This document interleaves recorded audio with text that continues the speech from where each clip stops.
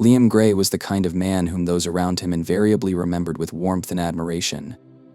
Born in 2001 in the cozy town of Mansfield, Nottinghamshire, he grew up surrounded by love and family togetherness. His parents always taught their children that life is all about honesty, support, and being there when needed. It was these principles that became the foundation for Liam's personality that drew people to him from a very early age. He was someone who knew how to listen attentively and give a shoulder in difficult moments. His childhood years were spent in a quiet neighborhood in Mansfield, where everyone knew their neighbors by name, and holidays brought together entire streets. Liam's parents strived to provide their children with everything they needed, but they never forgot to teach them to rejoice in small achievements, to see the beauty in the everyday little things. These lessons Liam learned deeply, and they became an integral part of his character. His kindness manifested itself not in loud words, but in everyday little things, in a caring gesture, a sincere look, a willingness to help. When Liam became a teenager, his quiet confidence and sincerity began to set him apart from his peers. He didn't strive for ostentatious popularity, but among those who knew him better, he was always considered a trusted friend. Liam was able to remain himself in any circumstances, and people appreciated him for this. It was his loyalty to his principles and sensitivity that became decisive when Sian Riley appeared in his life, a girl who instantly appreciated his sincerity and kindness. Liam and Sian met back in their school days. It was an acquaintance that from the very beginning seemed to be more than just a chance encounter. At first, they shared a sincere friendship.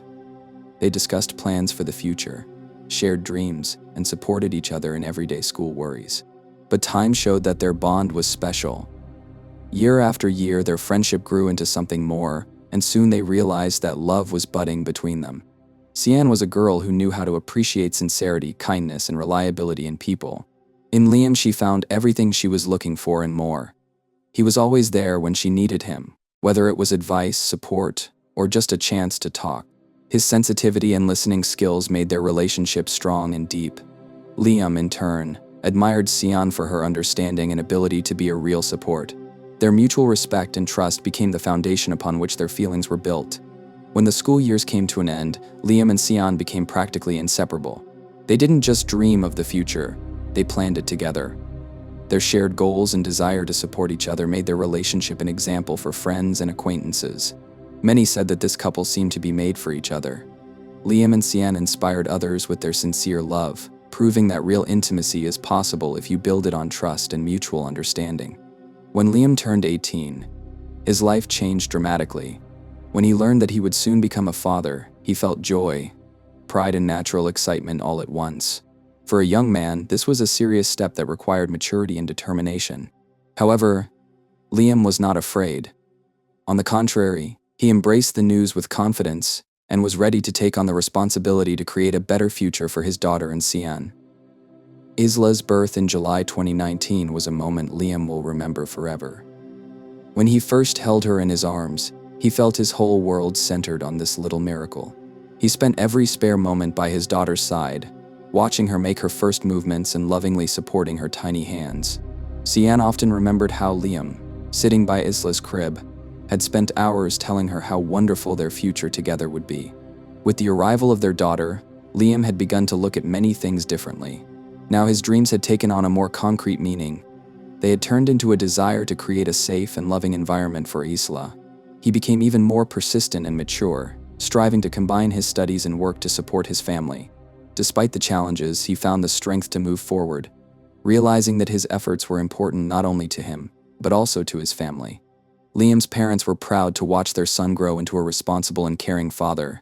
They noted how much his sense of purpose and willingness to take on new responsibilities had grown, making them confident that Liam would be able to handle any of life's challenges. With each passing day, Liam grew deeper into his role as a father and partner. Together with Sian, they began to make big plans for the future. One of their main dreams was to move into their own home, a cozy place where Isla could grow up surrounded by warmth, love, and care. Liam attached great importance to his daughter getting the best of everything. He wanted her childhood to be filled with happy moments, family picnics in the fresh air, trips to the countryside together, and amazing discoveries that she could make alongside her parents. In addition, Liam thought about her future from the very beginning, dreaming of providing Isla with a quality education and all the opportunities for her to grow up confident and happy. For him, The happiness of his family became the meaning of life. Every day he worked to make their dreams become a reality, turning ordinary days into warm memories they could share for years to come. August 1st, 2019 began as a normal warm summer day in Mansfield. The day promised to be calm and filled with the usual joys, the companionship of family, the warmth of domestic chores and warm gatherings. The morning at home was quiet and peaceful. Liam helped Sian with her daily chores while caring for 2-week-old Isla. Every moment spent with his daughter brought him genuine pleasure. Her presence, filled with soft babbling, giggles and the occasional cry, brought new life into the house. Liam enjoyed every sound and movement Isla made, feeling the world around him take on new colors with her arrival. Closer to noon, their relatives stopped by. A special moment was a visit from Liam's grandfather, with whom he had always had a close bond. They drank tea at the family table, discussing plans for the weekend, exchanging news and jokes. Grandpa watched his great-granddaughter with delight, and Liam exuded confidence and happiness as he talked about his first steps as a father. After lunch, Liam decided to call a few friends over. For him, friendly get-togethers were an important ritual, a way to keep in touch with people who had been with him through his high school years. He wanted to show his friends his daughter and provide a little distraction while still being a part of their lives despite his new responsibilities. The friends began to gather closer to evening. They settled in the garden behind the house, enjoying the warm summer evening. Liam prepared snacks, put on some light music, and provided the guests with drinks. The garden filled with laughter, memories, and jokes, creating an atmosphere where everyone felt comfortable. Liam, as always, was the soul of the company, bringing everyone around him together. A friend suggested we continue the evening at a local pub. The idea sparked enthusiasm from the whole company, and Liam, as usual, readily agreed. Before he left, he told Sian that he would be back in a couple of hours, to which she, busy taking care of her daughter, responded with understanding. There was the usual friendly atmosphere in the pub. Conversations, laughter, and plans for the future filled the space. Towards the end of the evening, however, the atmosphere began to change. Some of the customers were becoming increasingly irritable and tensions were rising. Liam did his best to remain calm and smooth over the conflicting moments, as it was in his nature to do so. When the company returned to Gladstone Street, night had already fallen over the city. The warm day was slowly giving way to a chill, and fatigue engulfed everyone. Liam seemed to relax, enjoying the end of the day. No one could have guessed that this tranquility would soon be broken, and the day that had started so serenely would end in a very different way. Sian Riley always remembered that night with a pain that never left her even after many years. It had started as an ordinary evening. She had just put 2-week-old Isla to bed and was enjoying rare moments of silence. Liam had gone out to meet some friends, having promised to stay out for a while, and she awaited his return, as always, with a slight joy. Near midnight, Sian heard the front door creak open. It was Liam. His footsteps sounded confident but hurried, as if he was trying not to disturb the house. It soon became clear, however, that he hadn't come alone. Behind him came a foreign voice, harsh, tense. At first, Sian thought it was one of his friends, but the atmosphere quickly changed. The conversation turned into an argument. Liam spoke calmly, restrained, but there was a hardness in his tone. At the same time, the other voice was getting louder and more aggressive. Then there was a noise, a stomp of footsteps, a loud clatter, as if someone had moved furniture. Sian tensed, her heart beating faster. She froze, listening until she heard Liam's muffled scream. It made her snap out of her seat. Running out into the hallway, she saw a frightening sight. Liam was lying on the floor, his shirt soaked with blood. A man stood over him with a knife in his hand, his face remaining in shadow. For a second, everything froze, but then Sian screamed. The assassin turned around sharply, then ran out of the house without a word, disappearing into the darkness of the night. Sian rushed to Liam, trying to stop the bleeding with trembling hands. Her screams cut through the silence, waking the neighbors, who immediately called the police and ambulance. Liam tried to say something, his lips moving, but the words couldn't get out. His breathing was getting weaker by the second. When the police arrived at Gladstone Street, Liam Gray's house looked quiet and serene, but that silence seemed ominous. The dim light in the windows barely illuminated what was going on inside, and anxious neighbors gathered outside, making no secret of their concern. Inside the house, tension literally hung in the air. In the next room, there was the crying of 2-week-old Isla, who had been awakened by the screams, and in the hallway, Cian Riley was still sitting on the floor. She held her husband's hand, unable to realize what had happened. The first thing that caught the eye of the arriving officers was the chaotic scene in the hallway. Liam's body lay on the floor, his shirt soaked in blood and stains visible nearby leading to the exit. An overturned chair and several small objects were lying around, clearly indicating a struggle. Forensics examining the scene immediately noted that the crime scene was indicative of the victim's resistance. Cian was in a state of deep shock. Her face was wet with tears and her hands did not seem to let go of Liam, despite the fact that the paramedics had already confirmed his death. One of the officers cautiously approached her, crouching down beside her to try and comfort her. Cian's voice shook as she began to recount what had happened, but her words were clear and helped the police immediately outline the key points of what had happened. While examining the room, forensic officers found a knife with a long blade lying on the floor not far from the body. This murder weapon, an ordinary kitchen knife, was most likely thrown by the killer in a hurry before his escape. Fingerprints were preserved on the handle, which was an important piece of evidence. In addition to the knife, forensics found bloody shoe tracks leading to the front door. These footprints were clearly not Liam's or Cian's. They pointed to the direction in which the perpetrator had left the house. Meanwhile, on the street outside the house, tension prevailed. The neighbors stood in silence, discussing what had happened in whispers. None of them could believe that such a thing could happen in their quiet neighborhood. Isla, not realizing what was happening, continued to cry in the room, adding to the tragic nature of the moment. Cian, holding back tears, tried to hold on for her daughter's sake, though her inner state was torn by grief. Every detail found in the house and every word spoken by Cian brought the police closer to launching a complex investigation. But neither she nor the officers yet knew how much time and effort it would take to find the man who had so cruelly changed their lives. When Cian was able to pull herself together and was ready to speak, she was taken to a separate room for questioning. The police realized how important her testimony was to solving the case. Her voice shook, but she tried to be as detailed as possible to help the investigation. She told how Liam didn't come home alone.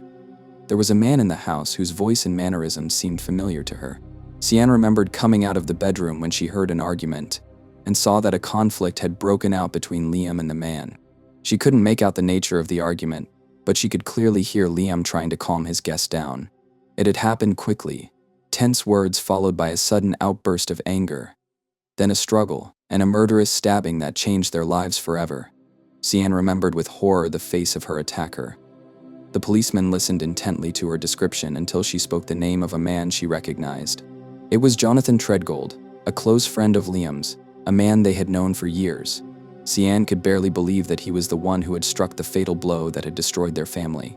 Forensic investigators continued to gather evidence at the crime scene. In addition to the blood-stained knife, they noticed fabric tears on Liam's clothing that indicated a struggle. Moreover, drops of blood were found on his shirt that did not belong to him, indicating possible wounds on his attacker. The shoe tracks found on the floor stretched towards the front door and disappeared beyond it. This suggested that the killer either got into a car or fled quickly on foot, leaving minimal footprints outside the house.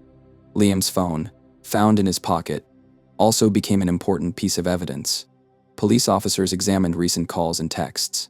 One of the last calls turned out to be a call from Jonathan, which confirmed Cian's words and added further proof of their meeting. Cian was confident in her identification of Jonathan Treadgold as the man who attacked her husband. The police profiled him based on her description, as well as the evidence collected. This marked the first significant advancement in the investigation. Jonathan, previously unsuspicious and considered a close family friend, shocked not only Cian but investigators as well. Law enforcement immediately began searching for the suspect using descriptions and information about his habits and affiliations. Patrols were dispatched to scour the area and began tracking possible escape routes. After the interrogation, Cian returned to her relatives who had come to support her in this difficult moment. In her arms was Isla, whose presence both brought comfort and increased the pain of her loss. The baby, not realizing what was happening, could feel the tension around her. Cian, despite her tears, tried to stay strong for her daughter's sake. Her world had crumbled in an instant, and though the police assured her that the culprit would be found, she could not shake off the feeling of helplessness. After identifying Jonathan Treadgold, the police immediately began searching for him. Officers first went to his home address, but the house was empty. Neighbors reported that they had not seen him since the tragedy. Jonathan's family and friends were interviewed, but none of them knew where he might have been. This only heightened suspicions that he was deliberately avoiding contact and possibly preparing to escape. The police launched an extended search, checking all possible places where Jonathan could be hiding: the homes of acquaintances, abandoned buildings, his favorite establishments. However, no obvious traces were found, necessitating a switch to more advanced search methods. The police involved data analysts to track Jonathan Treadgold's financial activity. All of his bank accounts were checked for transactions, cash withdrawals, or card usage. However, it soon became clear that Jonathan had not resorted to bank transactions since the tragedy. This indicated his preparation. He had probably withdrawn cash in advance to avoid being tracked. At the same time, information on the location of his cell phone was requested. Analysis of the data showed that the device had been switched off almost immediately after the murder. This move confirmed his intention to evade law enforcement and make their task more difficult. Disabling the phone deprived the police of the ability to track his recent movements through cell tower signals, which was another obstacle for the investigation. The result came from a call from one of Jonathan's former co-workers who heard he was wanted. The colleague reported that Jonathan had mentioned an abandoned house on the outskirts of town that he used as a place of retreat. Treadgold often said the place was ideal for reflection or relaxation. Police officers immediately drove to the designated location. It was an old, dilapidated two-story house surrounded by dense thickets. A search of the area quickly yielded the first clues. Fresh shoe prints were visible on the dusty floor. There were food scraps in one of the rooms, and evidence of a fire indicated that the house had recently been used as a shelter. After searching the first floor, the operatives went upstairs where they found Jonathan hiding behind overturned furniture. He looked haggard. His face was tired and confused. Without resistance, Jonathan allowed the police officers to detain him. No weapons or means of escape were found during the inspection of the shelter. This indicated that Treadgold either had no elaborate escape plan or had deliberately stayed close to the scene of the crime, hoping not to be discovered. After his arrest, Jonathan was taken to the station for questioning. In the first stages, he was uncooperative, stating that he needed time to reflect on what had happened. His behavior ranged from apathetic to irritable, making it difficult for the detectives. The investigators methodically built up the conversation, starting with questions about his relationship with Liam. Gradually, the conversation turned to the events of that fateful night. "You were his friend," one of the detectives said. "Why did it end so tragically?" Jonathan avoided direct answers, claiming it was an accident. He said he hadn't planned anything like that, but emotions took over. After several hours of questioning, Jonathan began to testify. He admitted that he had met Liam that night, but denied premeditating the murder. According to him, there was an argument between the two that escalated into a physical altercation. "I didn't mean for it to go that far," he said without looking up. "I was just trying to explain how hard it was for me." He claimed that the knife was in his hands by chance, and he did not remember how he had struck the blow. However, the investigators pointed out inconsistencies. Why was the knife brought with him? Why didn't he stop after the first blow? When asked why he left Liam bleeding, Jonathan's response was short: "I was scared." During the interrogation, investigators used the evidence they collected to prove his guilt. Fingerprints on the knife and DNA traces on his clothing confirmed Jonathan's involvement in the struggle. Shoe impressions found at the crime scene matched the boots that were seized when he was arrested. When he was confronted with the evidence, Jonathan stopped denying his involvement but continued to insist that the crime was committed under the influence. Police gathered enough evidence to formally charge Jonathan with first-degree murder. The charge was based on the testimony of eyewitnesses, including Cian Riley, forensic evidence, and the suspect's own confession. The case was referred to the prosecutor's office, where the prosecutors, after reviewing the materials, confirmed that there were sufficient grounds for a trial. Thus began the next stage in the search for justice for the death of Liam Gray. Jonathan Treadgold's trial began on February 7, 2020 at Nottingham Crown Court. The murder of Liam Gray by his best friend shocked the local community, attracting the attention of not only Liam's loved ones but also the general public. The courtroom was full as Liam's family, friends and neighbors gathered to hear the truth and await a just punishment for Jonathan. The prosecutor's office presented a coherent picture of what had happened, supported by numerous pieces of evidence. A knife with fingerprints. Jonathan Treadgold's fingerprints were found on the murder weapon, proving his direct involvement in the tragedy. DNA analysis. The blood on Jonathan's clothes belonged to Liam, confirming a physical conflict between them at the crime scene. Eyewitness testimony. Cian Riley, Liam's wife, gave emotional and detailed testimony describing the events of that night. She saw Jonathan deliver the fatal blow to her husband, a key element of the prosecution's case. Prosecutors insisted that Jonathan's actions were motivated by jealousy and feelings of abandonment. They argued that Jonathan couldn't accept Liam's greater focus on his family and daughter, and that this sense of rejection turned into anger and eventually violence. The defense, for their part, argued that the murder was not premeditated. They tried to portray Jonathan as someone who acted impulsively, under the influence of strong emotions. The lawyers claimed that their client did not want to kill, and what happened was the result of an uncontrollable emotional outburst. However, the fact that the knife had been brought beforehand seriously undermined this version of events. In their closing arguments, both sides tried to convince the jury that they were right. The prosecutor's office. This crime is a betrayal of a closest friend. Jonathan didn't just strike a blow.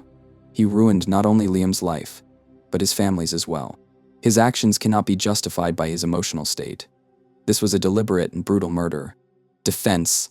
My client was a victim of his own emotions. This was not a pre-planned act of violence.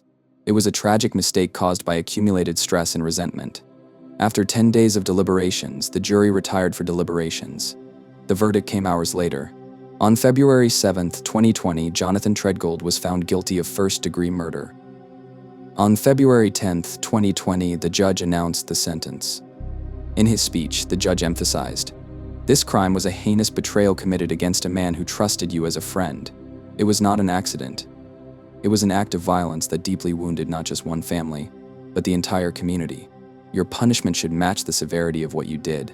The trial put an end to the case, but left an indelible mark on the hearts of Liam's family and friends. Justice was served, but the loss could not be made up for. The tragic death of Liam Gray was a reminder of how thin the line between trust and betrayal is. The story of a friendship that turned violent shocked not only those close to him, but the entire local community. Jonathan Treadgold, the man Liam trusted as a friend, was the one who struck the fatal blow, destroying not only one life, but the lives of those connected to Liam. The investigation and trial revealed the depth of inner conflicts and emotions that can lead to irreversible consequences. Jealousy, feelings of abandonment, and an inability to cope with his own emotions were the main driving forces that led Jonathan to crime. However, this case also showed the power of justice and the determination of those who fought for it.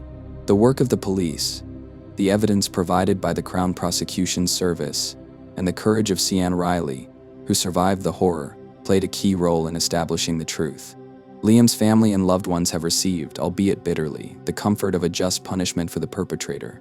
This case teaches important lessons about the value of trust, the need to manage one's emotions, and that every action motivated by anger can have devastating consequences. The memory of Liam Gray, a man who strove to create a loving and happy family, will remain in the hearts of those who knew him, and his story will be a reminder that justice must always be served.